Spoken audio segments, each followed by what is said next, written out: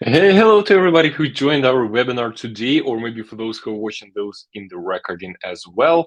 This is Insert, your channel about fintech engineering and fintech products and startups. And today we have an incredible topic because this one is going to be helpful to everybody who wants to find out more what is fintech itself about, what is it like, how does it work, etc., and why do you need it? So, Fintech 101, Intro to Financial Technology and to the world of financial technology as well. It's going to be extremely interesting, so let's get started. So first of all, what is it going to be about? Like, why are we talking about fintech so much?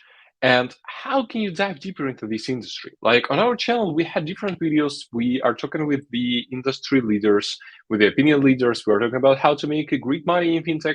But what if you've never heard about it before? Like, what should you do if you want to join the industry, but you never know how? This is why we have decided to provide this channel for you and to provide this specific webinar. Because technically, fintech or financial technology describes the new tech that seeks to enable and improve financial services. And despite the uptick that fintech and how we use our money, many consumers and investors remain unclear about what fintech itself means. So if you're an investor, if you're the developer, if you're anybody else seeking what fintech itself is, keep watching this video. This is going to be helpful. From the recent headlines proclaiming the latest disruption in business to the emerging crypto landscape, fintech occupies a large presence into this world. And for example, the way we buy things, the way we transfer money, even the way we invest changes daily. And fintech leads those changes, obviously. So to better understand the challenging landscape and how we can invest in those changes as well, like how can you benefit from that? Finding a job, making some professions, making something interesting, etc. We need to understand the fintech basics. This is why this short course / short video was made for. The fintech sector blends many different technologies, and it makes it really relatively easy to understand. But putting our fingers on the exact boundaries of fintech remains a bit murky. So we need to understand the major players, what new services or technologies they offer, how fintech eases the navigation of monetary transactions as well. And answering all of those questions will make us better developers, investors, opinion leaders, etc., or just a more educated person. So why don't we get started with that at the beginning? And I want to remind you that you are on the Insert channel. We provide the fintech services for more than 25 years.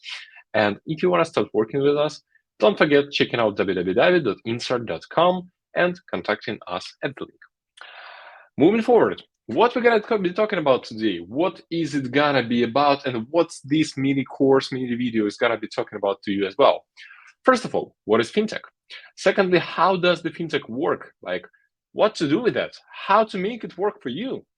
What are the examples? Because obviously we can always talk about the fintech as an industry, but until you see the examples, you will barely understand what's about. What are the 4 categories of fintech? Yes, it's categorized, and technically the categories are more than 4, but we're gonna be talking about the most crucial ones. Who are some of the leading fintech companies? Maybe you want to start working with them. Maybe you want to keep providing some services. And finally, the investor takeaway. If you are an investor, if you are seeking for the ways of investing money into it, you are free to watch till the end of the video and find out some more interesting insights. Anyway, let's get started with the most interesting part.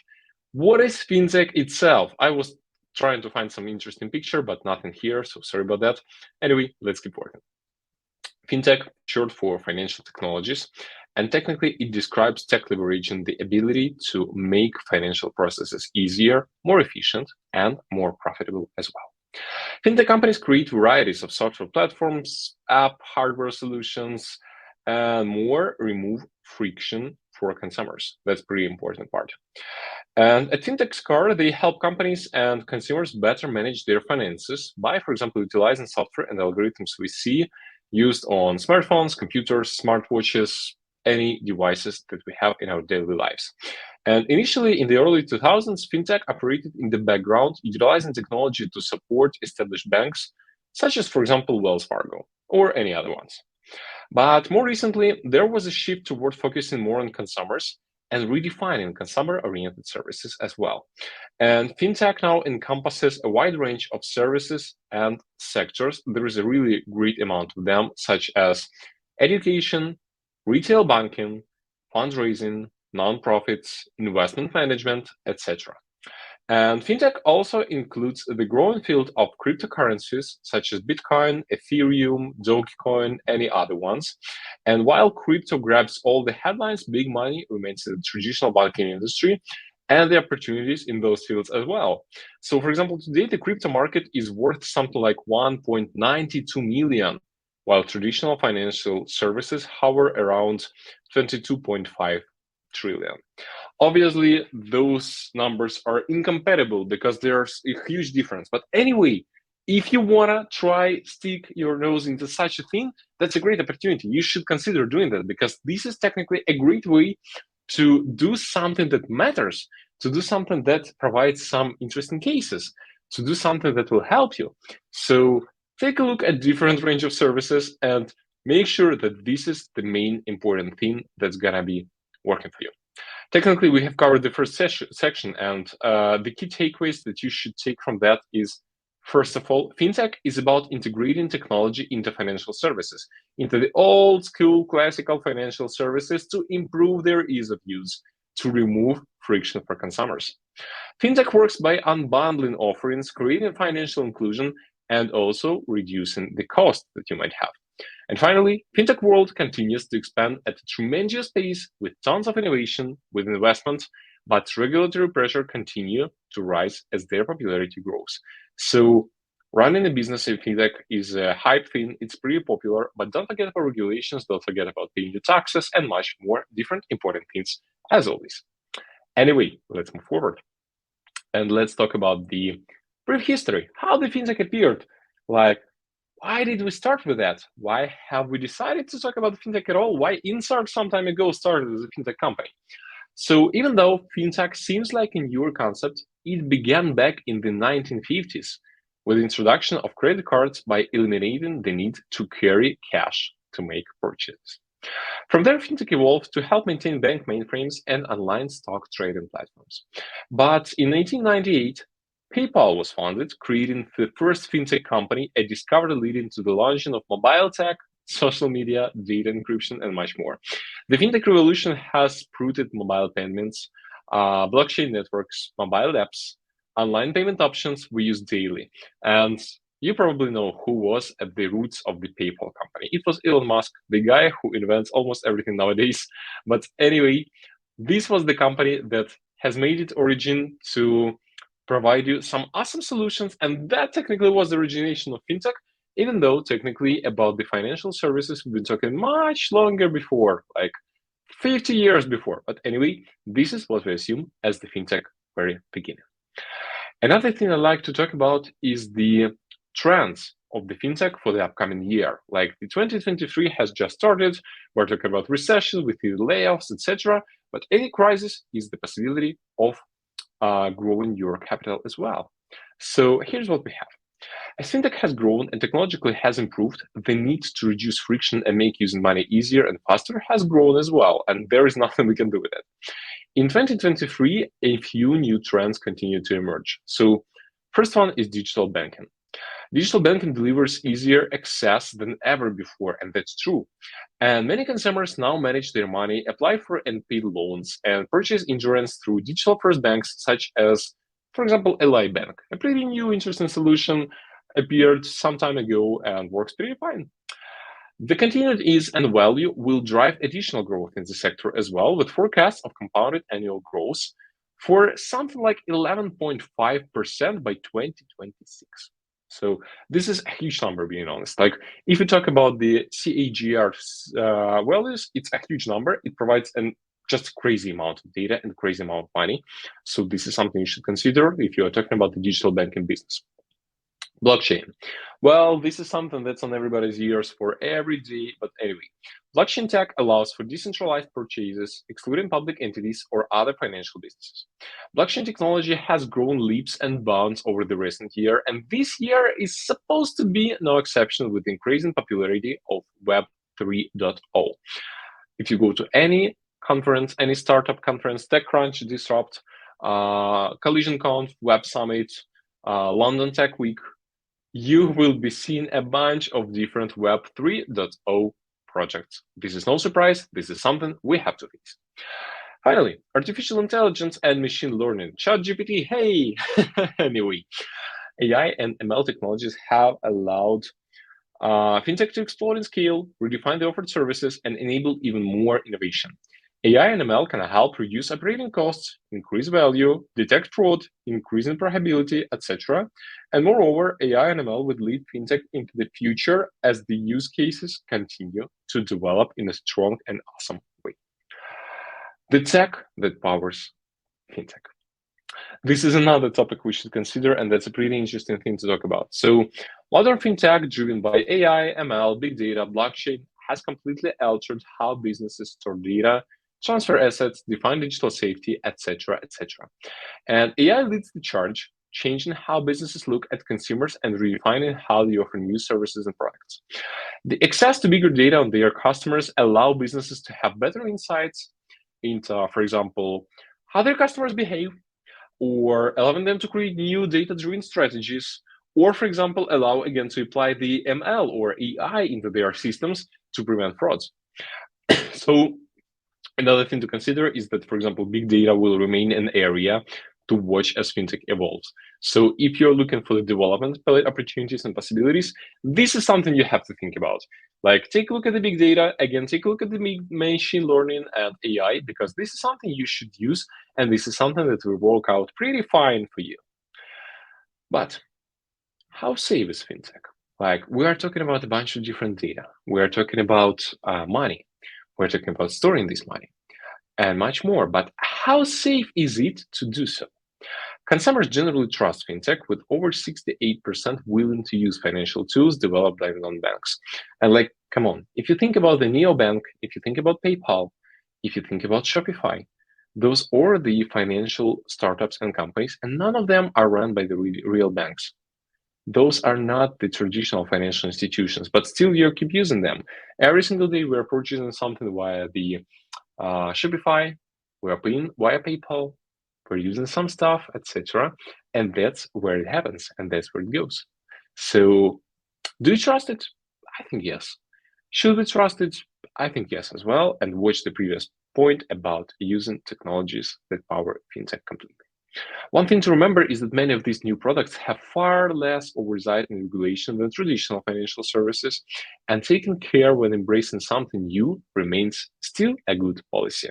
So even though you might be interested in practicing new things, in participating with new projects, new programs, cashback programs, banking systems, etc., do not forget that this is still the system that doesn't have any serious regulations, and fintech is not regulated by any serious institutions as hard as the real banking systems. So just be careful and think with your own head. But how does it work? Like, we have talked about the fintech, we have talked about the ways of processing work, etc. But how does the fintech itself works? How to use it? Fintech describes a wide range of financial activities such as money transfers, depositing checks with our smartphone, applying for credit from an app, managing our investment portfolio from our phone, and all without the assistance of a real person. That's what's really interesting. And fintech works by unbundling offerings by fintechs and offering new markets for those services. Like, you take from here and you put it through there. Quite simple, nothing complicated. Everything is quite easy. And anyway, this is something that you have to consider as well. And here's a nice example of payment use in stores in percentage. So there's a bunch of different variants. There's a bunch of different awesome things that you have to consider. And for example, I have this beautiful diagram that you are staring at for almost several minutes already. But anyway, here's a pretty interesting diagram of how different approaches have been used from year to year. And you can see this awesome growth.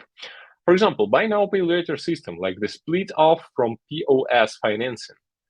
It has just started to grow. It's a considerably new system, but it's still working. And in 2023, this is a bit old statistics. It works even better. Retailer or bank financing, the same thing, like split off. Let's say you want to buy an iPhone in an Apple store, and the first thing that you get suggested is like, hey, do you want to split your payment into several points if you, for example, have a great credit score? Like, why not? Why not? POS financing, similar thing.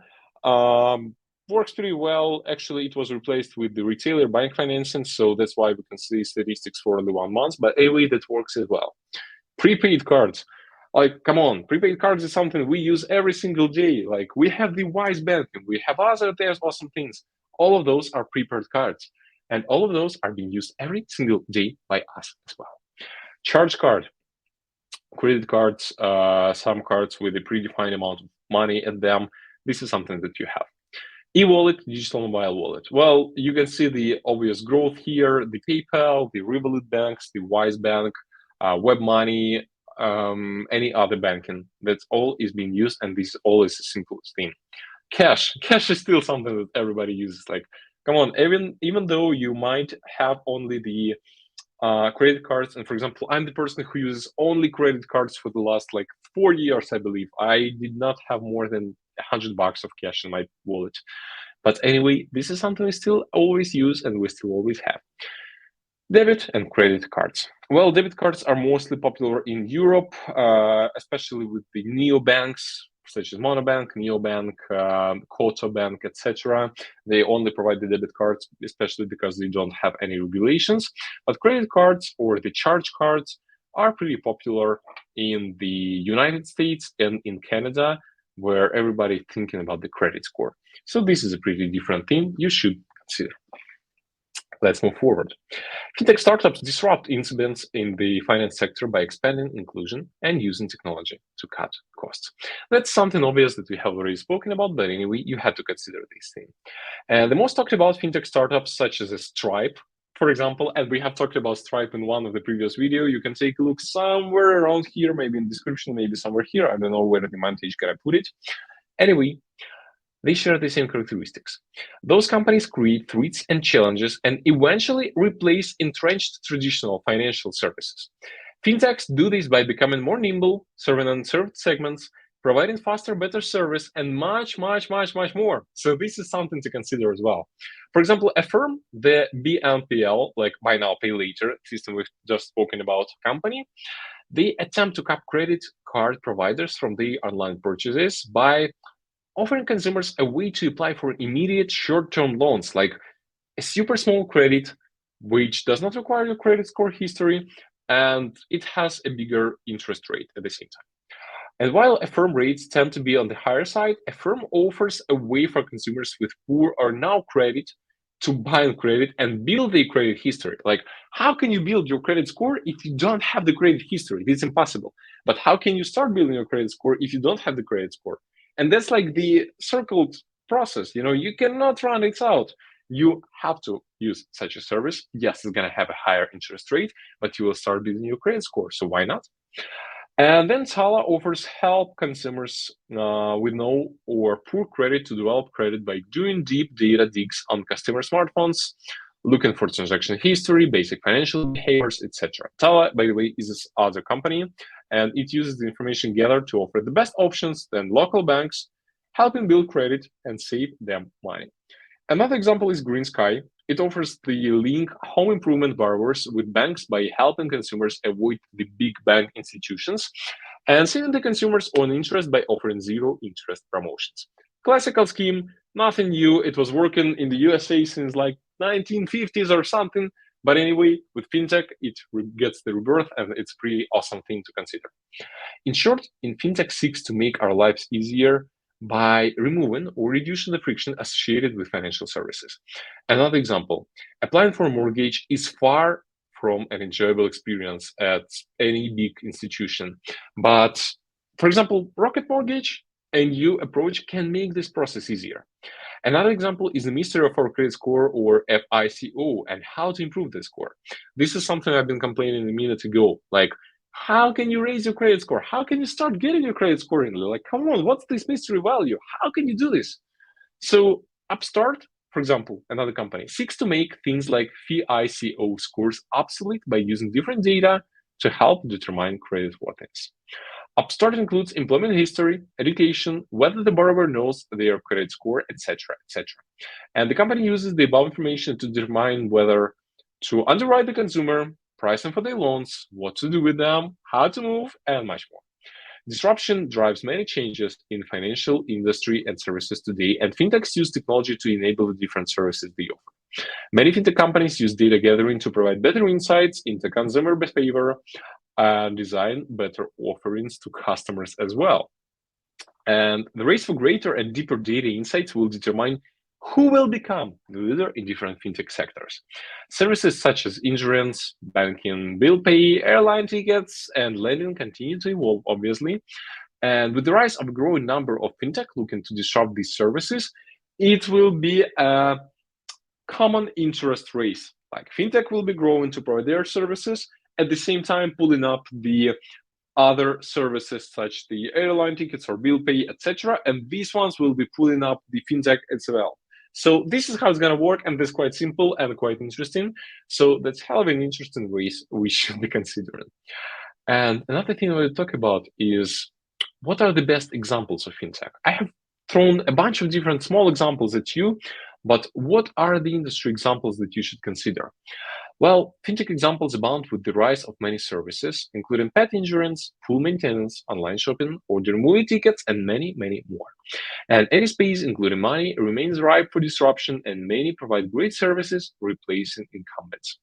So modern fintech ranges from simple to complex, and there is a huge list of different things, including mobile payments, online and mobile banking platforms, peer-to-peer and other fintech personal lending platforms. A pretty interesting thing you should learn about separately because our one-on-one short intro does not cover that in the right way. Person-to-person payment apps. That's a simplified version of peer-to-peer payment systems.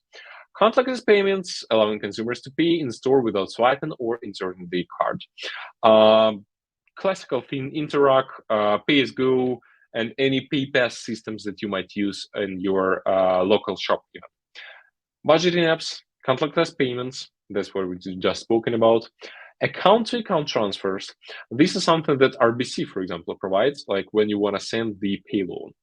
Blockchain, cryptocurrencies, blockage services, any software automating previous tedious or frustrating processes as well. Just several simple examples that you should consider.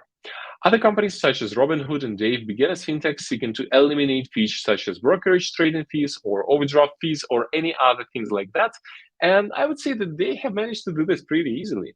So in both areas, they succeeded, with Robinhood popularity helping encourage other brokers like Charles Schwab or Fidelity to eliminate, for example, stock trading fees and save consumers billions as well. That's why Robinhood became so popular.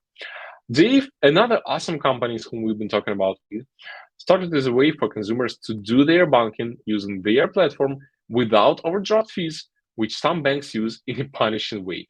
Yes, this is something that some banks still do, even though that's a pretty old school method. This popularity helped encourage the elimination of overdraft fees, leading big banks such as Bank of America, Wells Fargo, and Ally to eliminate their overdraft fees. Just to think about it, like a company of something like 10 or 15 people as at the moment of their growth, they have made huge banks that have been the mastodons of the financial industry of the America to eliminate their tradition that they had for years. This is just incredible. Technically, fintech helps to create better services for consumers and helps drive social change, saving people money, which is the most important part. The services listed above represent a drop in the bucket of the services possible, and consumers looking for better services in fintech can find them if they look as well. So that's a quite simple example, actually. I've just provided you a bunch of different examples, and Robinhood and Dave are just the simplest companies to talk about. But hey, let's talk about the 4 categories in fintech, because technically in the fintech sector, there are 4 main categories that you should know about, and they are digital lending, payments, blockchain, and digital wealth management. I'm going to cover only 3 of those because digital wealth management is a thing that's not obligatory, and technically this is something that everybody should know about separately. So I'm not talking about that at the moment. But let's still explore each segment for the fintech sector and talk about it in details. So, digital lending. It refers to the tech-driven lending from non-banks. Access to data, algorithms, power computing enables new companies, such as an upstart, for example, to compete with the big boys like the Bank of America. Sorry. Companies such as Upstart, they use digital platforms to enable funding, and many borrowers include consumers and small businesses, with individuals and institutional investors providing the lending capital as well. Digital lending ranges from student loans to small business loans, while mortgages and auto loans are emerging areas still. And digital lenders such as Upstart or Caravana, another great example, match borrowers and lenders, benefiting from loan relationship interest and processing transactions. For example, the take rate. The digital lending addressable market continues to grow. So in 2021, it was like 7.7 billion, and the estimated cost in 2025 is going to be something like 20.5 billion of dollars.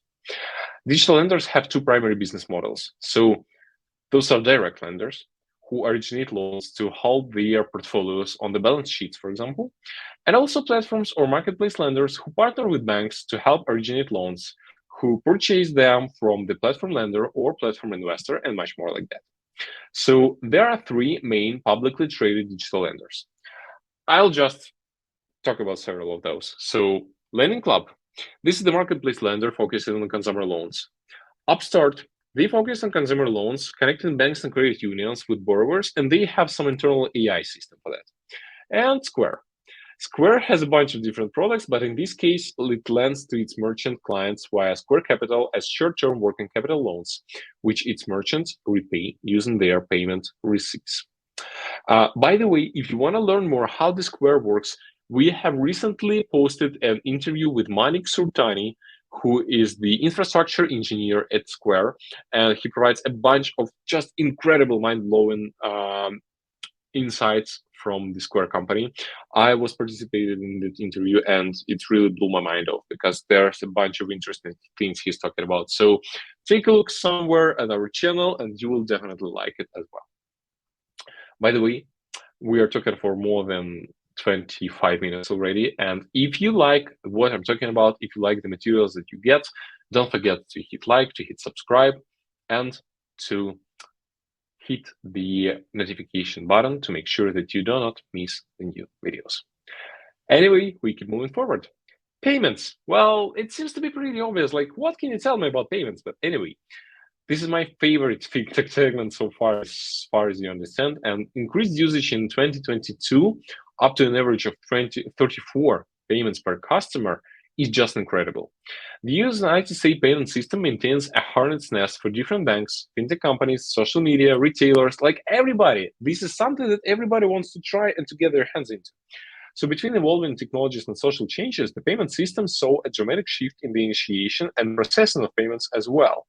So the explosion of smartphones and the growth of mobile payments have unlocked innovation across the system, with technically three particular areas to grow: P2P or person-to-person payments, in-store retail payments, and credit or debit card processing and settlement. Three pretty simple, at the same time incredible things to consider. P2P or person-to-person payments, they refer to transferring funds from person-to-person accounts using ACH or automated clearinghouse, or also debit or credit card systems.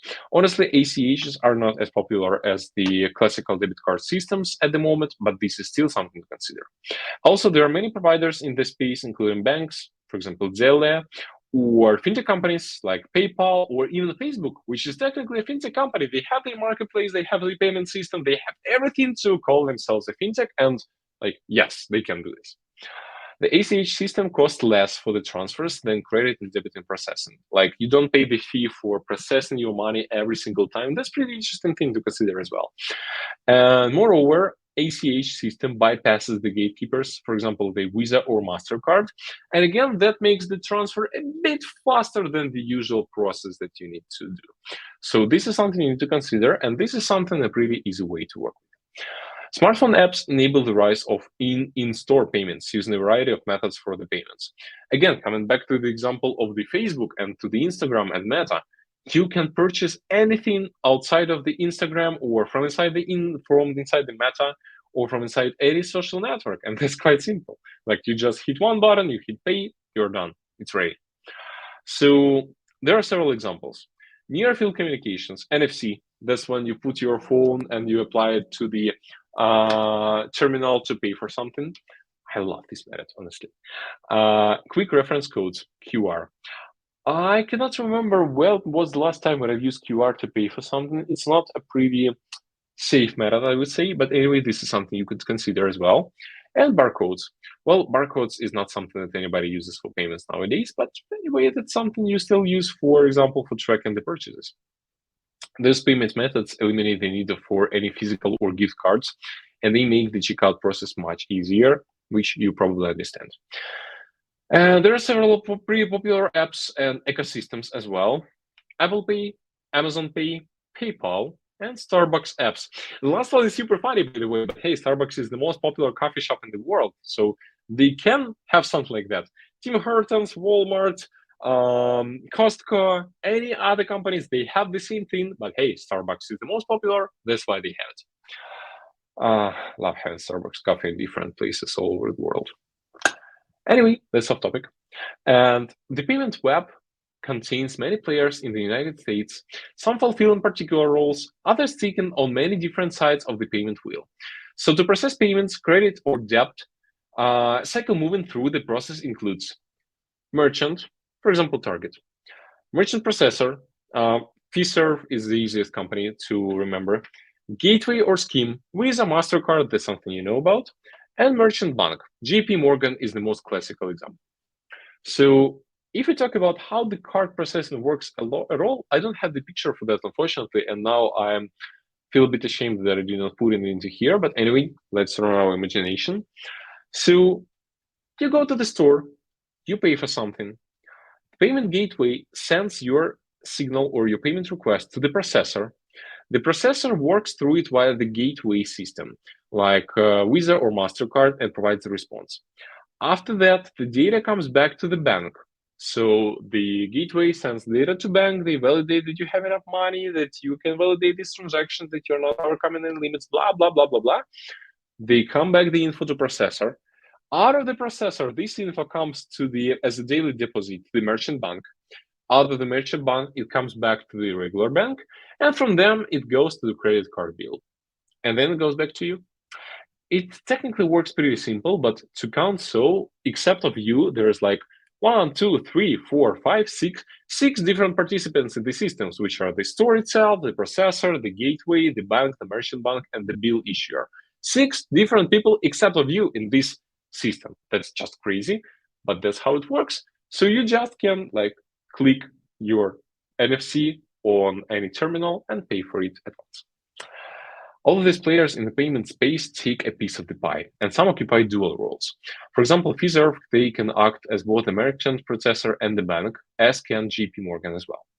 The most aggressive disruption happening in payment occur in peer-to-peer. So where companies such as PayPal, Venmo, Cash App enable easier payments. Like it's super easy to pay, there is no security, so hey, it's easy.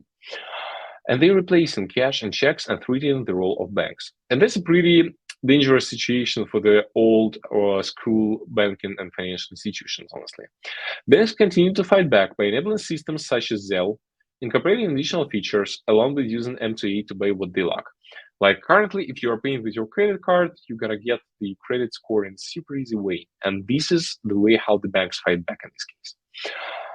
The payment space will continue to evolve while becoming a fascinating place to watch innovation continue to escalate. So this is a pretty interesting battle to watch all the time. So don't forget to take a look at it sometimes, because this is something pretty interesting, and this will keep growing and keep working in a pretty interesting way for us. Anyway, we're moving to the next thing. I hope you're not tired yet. Blockchain. Blockchain's main goal in life continues to decentralize finance through a shared ledger of transactions. And technically, there's a pretty good description. I have taken that from one of the articles that I love a lot. It's from the einvestmentforbeginners.com, so you can check their materials out as well. So here's what blockchain can do. The 3 main components I'm reading here. The 3 main components are a peer-to-peer network with randomized groups or nodes, a database or digital ledger, and third parties. When the third party submits an entry or payment to the ledger, the nodes work together seamlessly to either approve or reject transaction. With no central authority, this eliminates the need to trust one party, such as the payment processor. That's what happens in the digital banking, for example. Everything is time-stamped and protected by cryptographic signatures or complex algorithms that provide data integrity. As such, if any party attempted to retroactively adjust transactions, it would be visible to every node in the network, essentially making transactions fully immutable once submitted. The blockchain remains in the early innings of its evolution, and it will be interesting to see where and how this technology will evolve, obviously. And even though it's on the market for more than a decade already, I would say, it's still interesting to see how it goes. And Bitcoin and Ethereum are the early winners. They were the first in the market. But the space continues to evolve quickly, and where it goes, no one can say for certain, like always for the new startups. In general, Bitcoin and crypto continue as polarizing topics in finance and will likely remain so for quite some time. And honestly, it's not an area we are familiar with. We're not working with the crypto at all. And it's not something I can tell you more about. But if you're interested in crypto as a separate topic, well, first of all, I want to warn you that this is a high volatility active, and investing in crypto is like not a good thing. You can earn much, but you can lose more as well. So if you're a crypto investor, better just put this money into some betting. That's going to be at least 1 year. So that's all I can suggest to you. Anyway, let's move forward. I want to talk a little bit about who are some of the leading fintech companies, and I have provided a pretty interesting diagram for you so you can take a look at it in a more detailed way while I am telling about some boring things to you. So fintech space remains wide open, and with many different players occupying leadership in the many types of fintech, there are several interesting companies in the space, such as PayPal, Venmo, Square Cash App, to be honest, Zelle, Google Pay, Apple Pay, and much more others. But also there are some of top fintech stocks. So for example, if you want to invest into fintech, this is something you should consider. So Global Payments, or GPN, their short code, this is the payment processor. It embeds its services into the vertical software, stacks serving niche industries, etc. So they're pretty stable, not growing in a rapid way, but anyway, you can still invest in them and take a look at how it goes. Green Dot, a pretty old company, by the way, and I'm not sure if it develops in the right way, but anyway, it's a leading debit card issuer. And the most exciting part of it is banking as a service platform, which allows companies to customize their services for customers. Technically, they provide the white label solutions for banks that work as the card issuers later. Visa. The easiest thing to invest into. Come on, if you want to invest in Visa. It's going to be easy. It's going to be simple. They're going to be on the market forever. The world's largest payment network. It continues to innovate with AI and crypto offerings, and that's what's good about Visa, because they know how to grow, they know how to maintain the technology, and this is a pretty awesome thing to consider as well. Mercado Libre. This is the LATAM thing, so if you're in Latin America, you can take a look at it. If you're not, well, you can take a try, why not? But you don't understand this market, so don't even try doing that. Latin America powerhouse is much more than an e-commerce platform. And with a fast-growing digital payments platform, it provides a really interesting results for a long period of time. So again, consider it your own risk, but why not? PayPal. Nothing to tell about PayPal. I'm not going to even stop at it. You know everything about PayPal without me. Block. That's actually a pretty interesting thing to talk about, because it's the whole ecosystem for small businesses and individuals managing payment processing, lending, customer payments, Bitcoin, etc. So if you're, for example, a small business or a self-starter or an entrepreneur who operates as the single-person enterprise, this is what you need. And they were the pioneers of this industry. They were the first to suggest such an approach. And I would say that this is a pretty interesting thing to consider. So if you want, take this. It's going to be working in a pretty fine way, even though the competitor market starts to heat up. So I'm not sure how long it will take for them to grow. Adyen. Adyen is the questionable company, honestly questionable company. They seem to be the leading payment processors. They specialize in enterprise customers, but also they are branching into smaller businesses. And the tech stack is a bit strange for me. So I'm not sure where it goes. I don't know much about this company at the moment. But anyway, I cannot say anything good or bad about them. So you should do some more investigation between thinking of investment or something. Finally, Klarna. They are not public yet, but they are going to go to the IPO pretty soon. So keep your eyes on them. This is one of the leading BNPL, buy now, pay later players. As long as BNPL started being regulated just some time ago, These guys have a specialty to retail, by the way. So they continue to innovate. They continue to do some deeper connections to customers. And this one is something that's going to grow in a pretty rapid way. So take a look at them and pay your attention, because they're going to run into pretty interesting things pretty soon. That's what I can guarantee to you.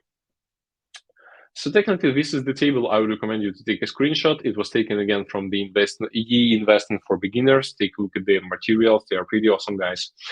But anyway, continuing my thought.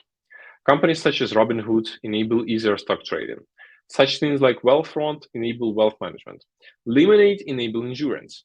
Much of the focus of this material is centered about the United States-centric companies, but the whole world has joined the fintech parade, including India, China, Africa, Europe, Latin, to name just a few countries and regions. So it's not just about the USA. Like, the whole fintech party is going on all over the world. And just as an example, India uses a unified payment interface, which is called UPI, and it differs from the hybrid payment system that embraces in the United States. And for example, their legacy public infrastructure uses a semi-open ecosystem of tech giants such as PayPal, sitting on top of the infrastructure in the USA. So technically, the world economy is something of the symbiosis of different things connected together. Like, one system goes into another, goes into another, goes into another, and they are all connected. The UPI, for example, it consists and contains no single private company access to data and entity in India. So if PayPal has it, UPI does not provide such things. Connecting to other companies is in the public good instead of a system to be manipulated for profit. So technically, they reduce monopoly in this way.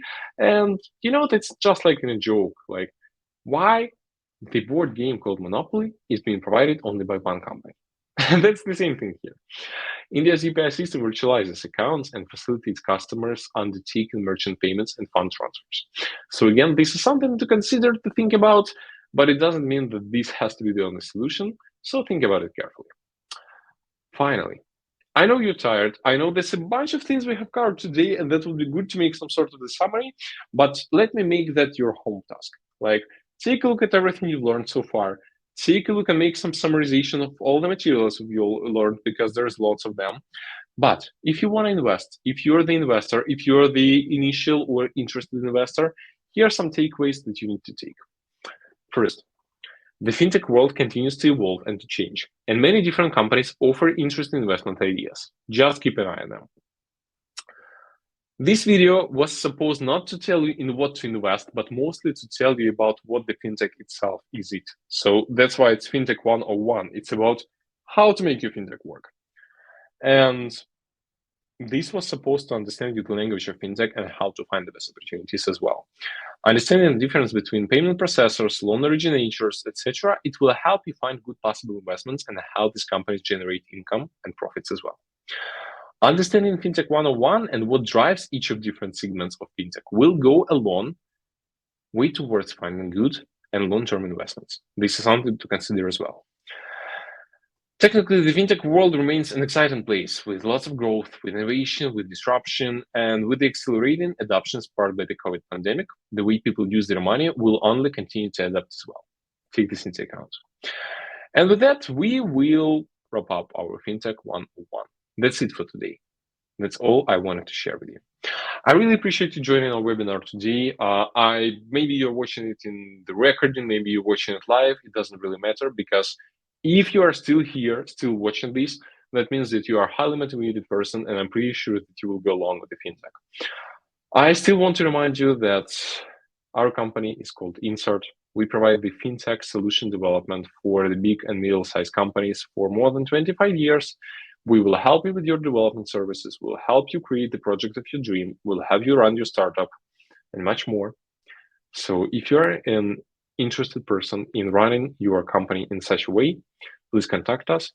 And it was a pleasure for me to provide such a webinar for you.